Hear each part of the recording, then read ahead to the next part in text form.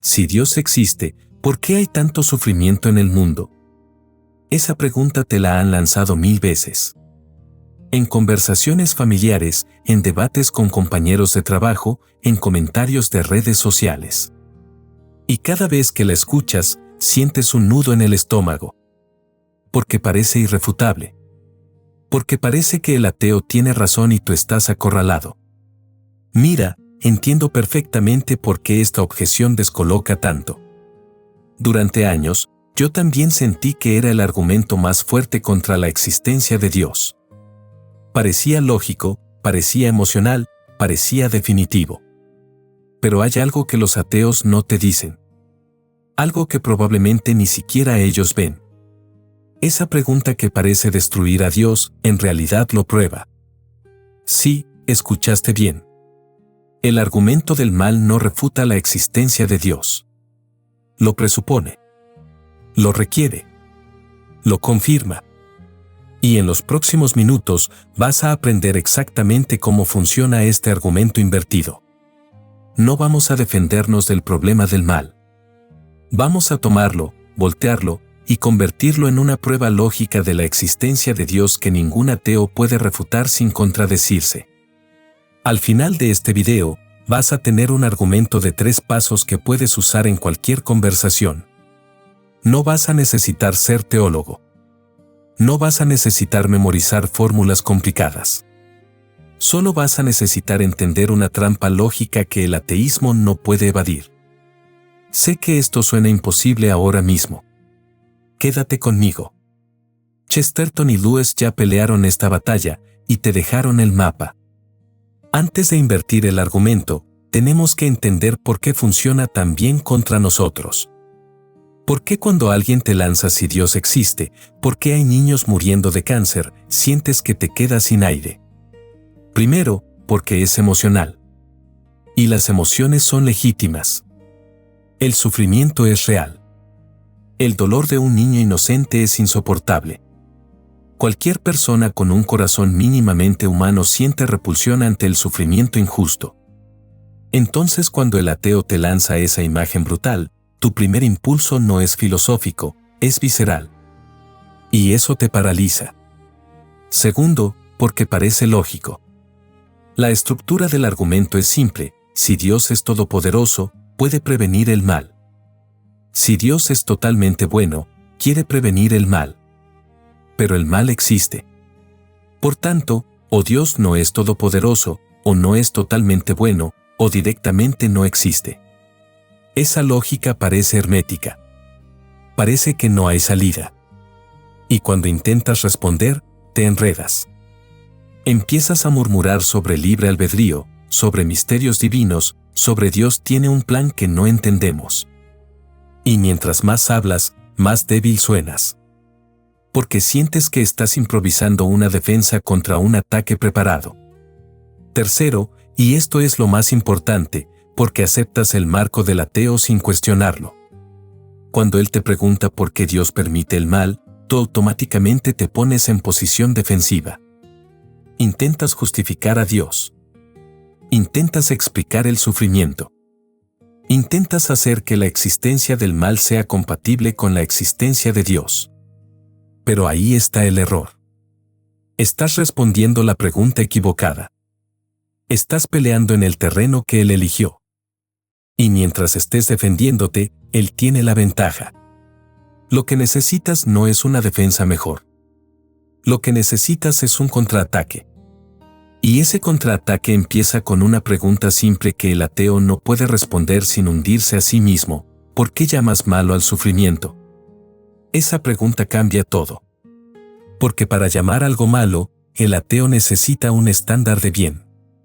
Y si él tiene razón, si el universo es solo materia ciega sin propósito, ese estándar no existe. No puede existir. El ateo está usando una herramienta que su propia filosofía no puede fabricar.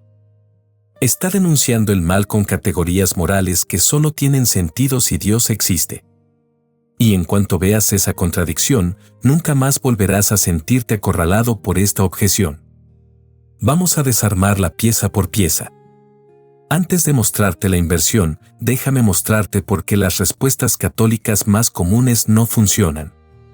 No porque sean falsas, sino porque no atacan la raíz del problema. Primera respuesta defensiva: Dios tiene planes misteriosos que no podemos entender. Esta es la respuesta mística. Y es teológicamente correcta: Dios es infinito, nosotros somos finitos, no podemos comprender todos sus propósitos. Pero como respuesta a un ateo, es inútil. Porque lo que el ateo escucha es: no tengo explicación, así que voy a apelar al misterio. Es una rendición intelectual. El ateo puede responder: claro, cuando no tienes respuesta, dices que es un misterio. Muy conveniente. Y tú quedas sin munición. Segunda respuesta defensiva: el mal viene del libre albedrío humano, no de Dios. Esta respuesta es mejor. Es verdadera. Dios nos creó libres, y la libertad implica la posibilidad real de elegir el mal. Pero tiene un límite: solo explica el mal moral, el causado por decisiones humanas, no el mal natural, terremotos, enfermedades, sufrimiento animal. El ateo puede contraatacar: ¿y qué hay de los niños que nacen con cáncer? ¿Qué libre albedrío hay ahí? ¿Qué libre albedrío tiene un animal destrozado por un depredador? Y de nuevo, te quedas sin respuesta completa. Tercera respuesta defensiva: el sufrimiento nos hace crecer espiritualmente. Esta es parcialmente cierta: el sufrimiento puede ser pedagógico, puede purificarnos, puede hacernos más compasivos. Pero como argumento apologético, es débil. Porque el ateo puede decir: ¿en serio? ¿Necesitamos que niños mueran de hambre para crecer espiritualmente? ¿No podía Dios enseñarnos sin tanto horror?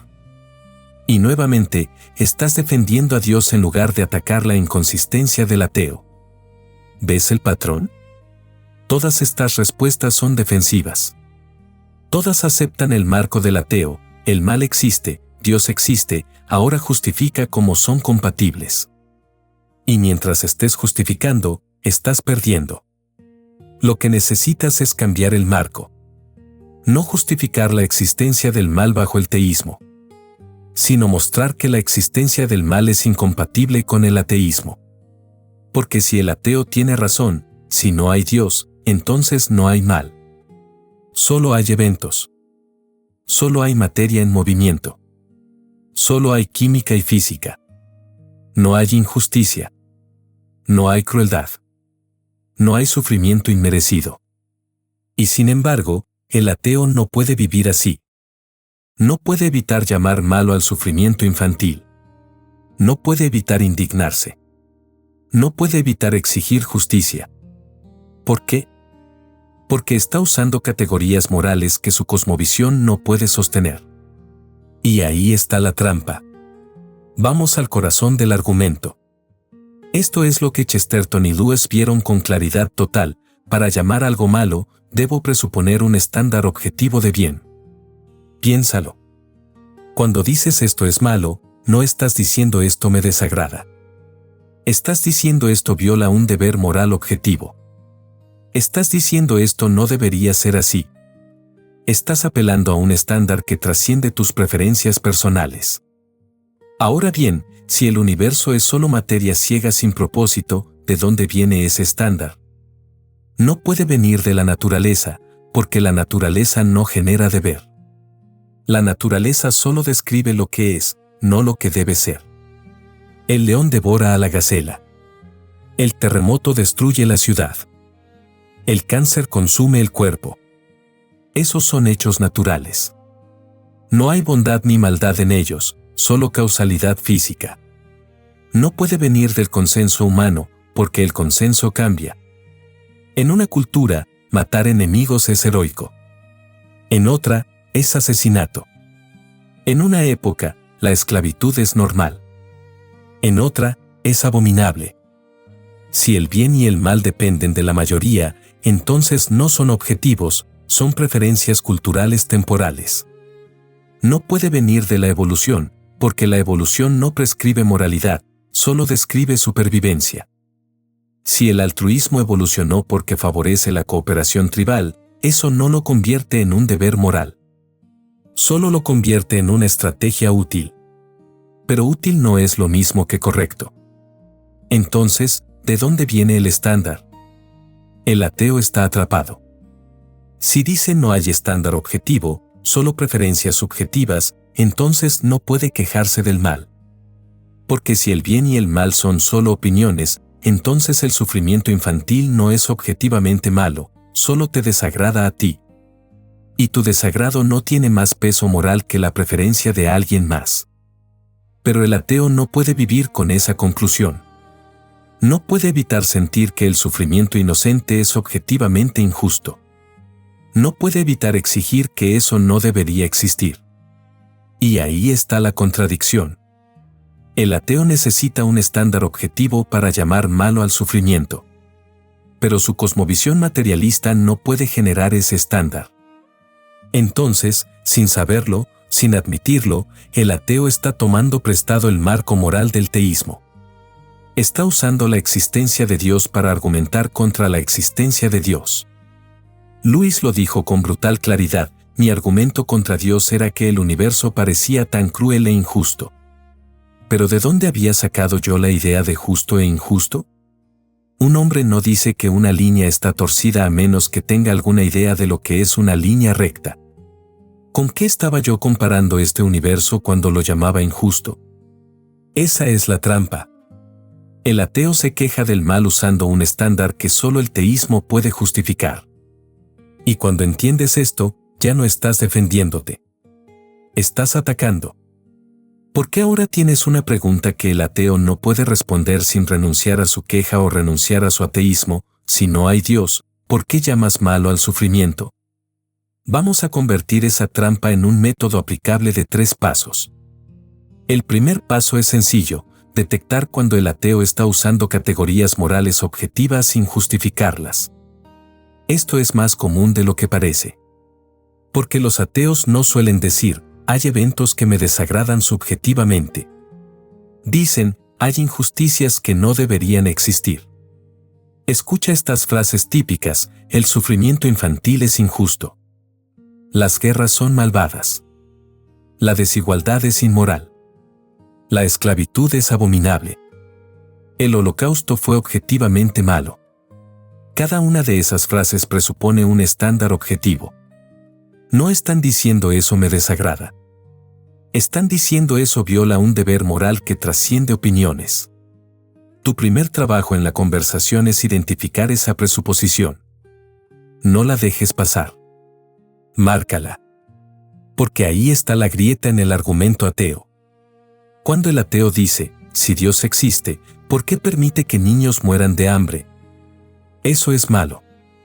Tu respuesta no debe ser defensiva, como decir Dios tiene sus razones. Tu respuesta debe ser ofensiva: estoy de acuerdo en que es malo. Pero dime, ¿por qué es malo?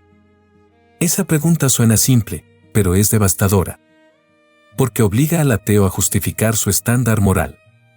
Y si es honesto, no puede hacerlo sin apelar a algo trascendente.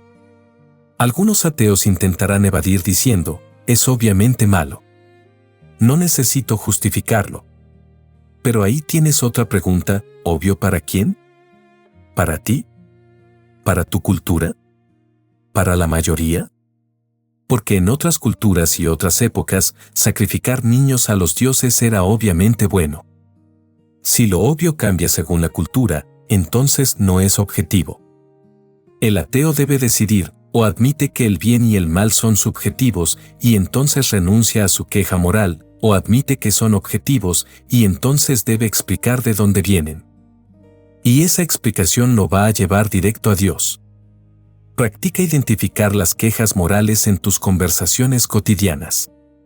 Cuando alguien diga esto es injusto, pregúntate: ¿está apelando a un estándar objetivo o solo a su preferencia? Si es objetivo, márcalo. Porque ahí tienes la palanca que va a mover todo el argumento. Una vez que identificaste la queja moral, el segundo paso es simple pero brutal: pregunta de dónde viene el estándar que está usando. Entiendo que llamas malo al sufrimiento infantil. Yo también lo llamo así. Pero eso significa que ambos estamos usando un estándar de bien para medir. ¿De dónde viene ese estándar en tu cosmovisión? Ahora, el ateo tiene solo 3 posibles respuestas. Y todas lo hunden. Primera respuesta, viene de la evolución. Desarrollamos intuiciones morales porque favorecen la supervivencia. Tu contraataque, eso explica por qué sentimos ciertas cosas, pero no explica por qué deberíamos obedecerlas. Si el altruismo evolucionó solo porque ayudaba a la tribu, entonces no es un deber moral, es solo una herramienta de supervivencia. Pero en ese caso, si mañana la supervivencia de mi tribu requiere genocidio, ¿es genocidio moralmente bueno? No. Porque tú y yo sabemos que hay cosas que están mal incluso si favorecen la supervivencia.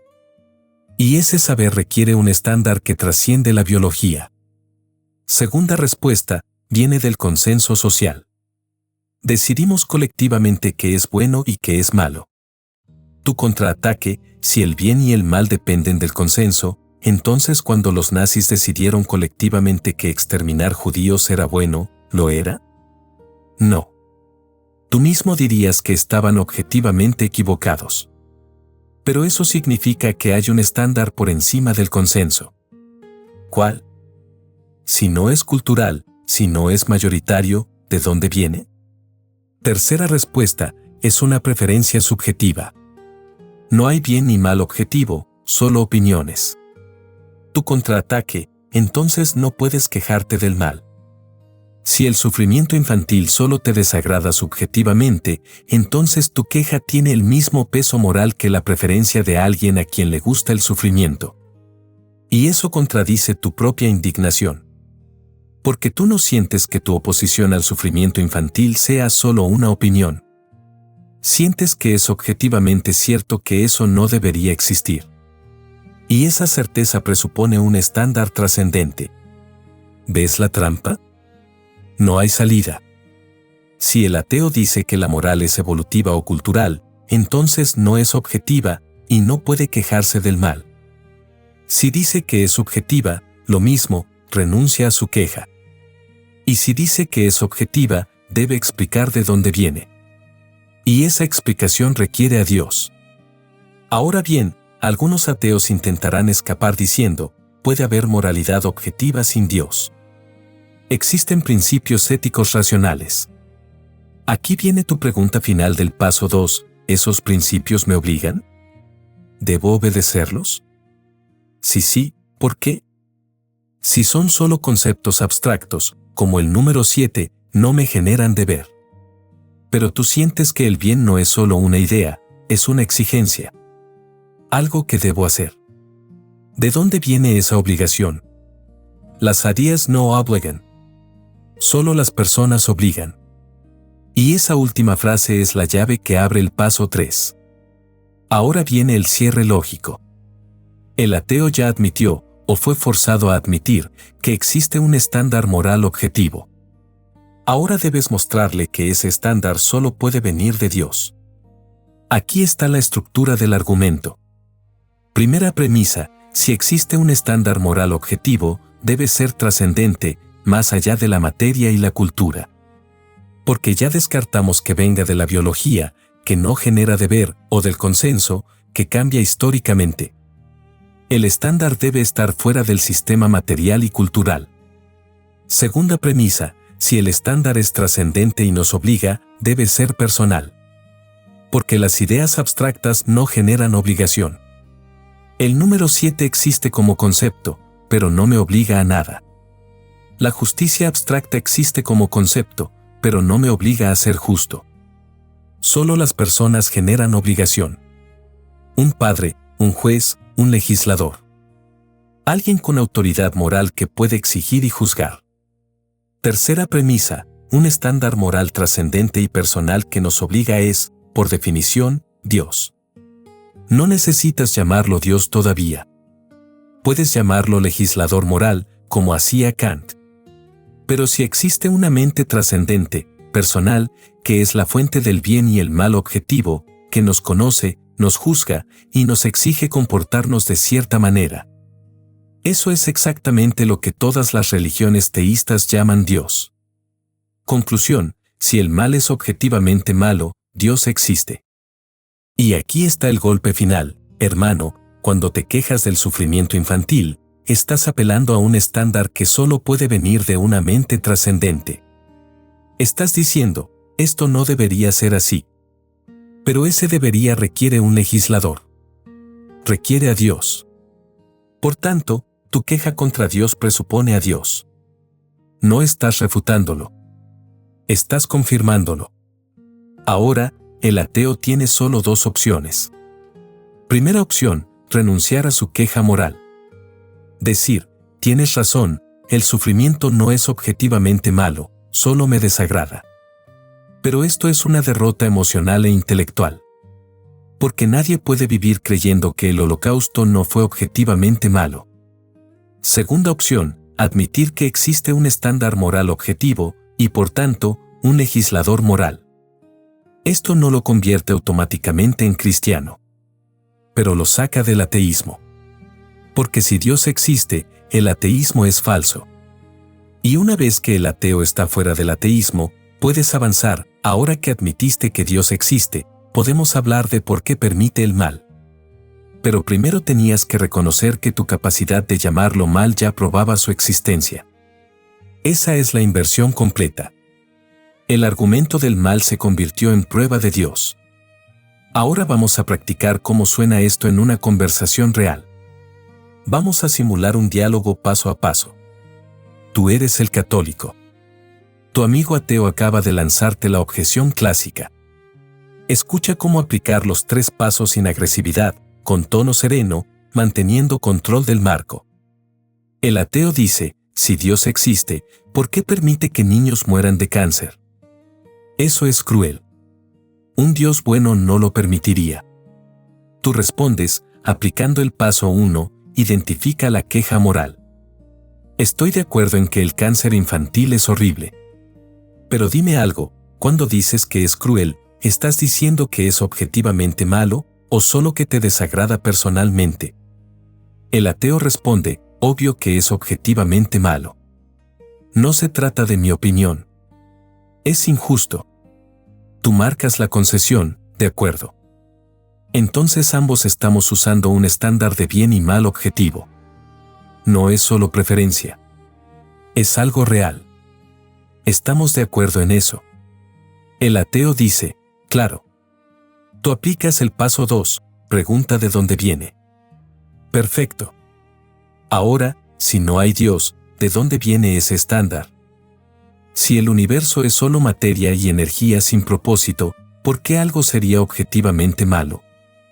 El ateo responde, bueno, evolucionamos con intuiciones morales.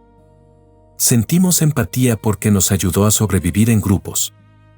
Tú contraatacas, eso explica por qué sentimos empatía, pero no explica por qué deberíamos obedecerla. Si la empatía es solo una herramienta de supervivencia, entonces cuando la supervivencia requiere crueldad, ¿la crueldad se vuelve buena? No, ¿verdad? Porque tú sabes que hay cosas que están mal incluso si favorecen la supervivencia. Y ese saber requiere un estándar que trasciende la biología. El ateo responde, bueno, decidimos colectivamente que es bueno. Es un consenso social. Tú lanzas el segundo contraataque, si depende del consenso, entonces cuando los nazis decidieron que el genocidio era bueno, ¿lo era? Tú dirías que estaban objetivamente equivocados, ¿no? Pero eso significa que hay un estándar por encima del consenso. ¿Cuál es? Si no viene de la cultura, ¿de dónde viene? El ateo, incómodo, dice, no sé, pero no necesito a Dios para saber que el sufrimiento infantil es malo. Tú aplicas el paso 3, muestra que requiere a Dios. No te estoy diciendo que necesitas creer en Dios para ser bueno. Te estoy diciendo que necesitas a Dios para justificar por qué algo es objetivamente bueno o malo. Porque si la moral es solo materia en movimiento, no existe deber. Pero tú sientes que el bien no es solo una idea, es una exigencia. Algo que debe ser. Esa obligación requiere un legislador. Y un legislador moral trascendente es exactamente lo que llamamos Dios. El ateo responde, eso suena a truco verbal. Tú mantienes la calma, no es un truco. Es lógica. Mira, tú te quejas del mal. Esa queja presupone un estándar de bien. Ese estándar no puede venir de la materia ni del consenso. Solo puede venir de una mente trascendente. Por tanto, tu queja contra Dios presupone a Dios. No lo estás refutando. Lo estás confirmando. El ateo queda en silencio. Tú cierras con serenidad. Ahora, si quieres discutir por qué Dios permite el mal, podemos hacerlo. Es una pregunta legítima. Pero primero reconoce esto, tu capacidad de llamarlo mal ya prueba que él existe. Ese es el flujo. Nota el tono, firme pero no agresivo. Claro pero no prepotente. Lógico pero humano. Y ahora que tienes el método completo, vamos a cerrar posibles objeciones secundarias que el ateo podría lanzar. Cuando des este argumento, algunos ateos intentarán escapar con objeciones laterales. Vamos a anticiparlas y cerrarlas. Primera objeción, pero sigo sin entender por qué Dios permite el mal. Aunque exista, eso no justifica el sufrimiento. Tu respuesta, tienes razón.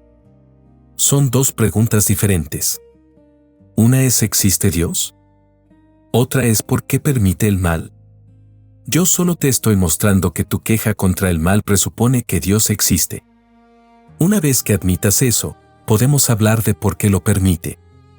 Pero primero debes reconocer que tu objeción no refuta a Dios, lo confirma. Segunda objeción, yo puedo ser bueno sin creer en Dios. Tu respuesta, claro que puedes. Nunca dije que no. Dije que no puedes justificar qué significa bueno sin Dios. Puedes ser generoso, honesto, compasivo. Pero si no hay Dios, esas son solo preferencias personales, no deberes morales. Y tú no vives como si fueran solo preferencias. Vives como si fueran obligaciones.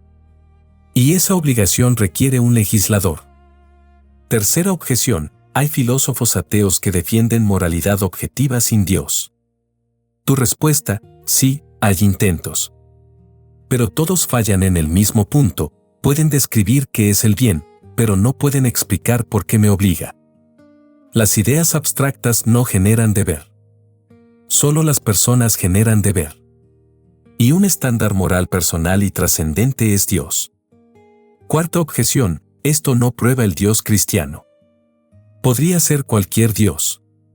Tu respuesta, correcto. Este argumento solo prueba que existe un legislador moral trascendente. No prueba específicamente que sea el Dios de la Biblia. Pero sí prueba que el ateísmo es falso. Y una vez fuera del ateísmo, podemos evaluar qué revelación histórica de Dios es la más coherente. Pero primero, admite que Dios existe. Quinta objeción, esto me parece sofisma. Solo estás jugando con palabras. Tu respuesta, no estoy jugando con palabras. Estoy siguiendo tu propia lógica hasta el final. Tú dijiste que el mal es objetivamente malo. Yo te pregunté de dónde viene ese estándar objetivo. Tú no pudiste justificarlo sin apelar a algo trascendente. Esa no es trampa mía, es la contradicción interna de tu cosmovisión. Con esas objeciones cerradas, el ateo debe o renunciar a su queja moral o admitir a Dios. No hay tercera opción lógica. Hermano, acabas de recibir un arma que nunca más te van a desarmar.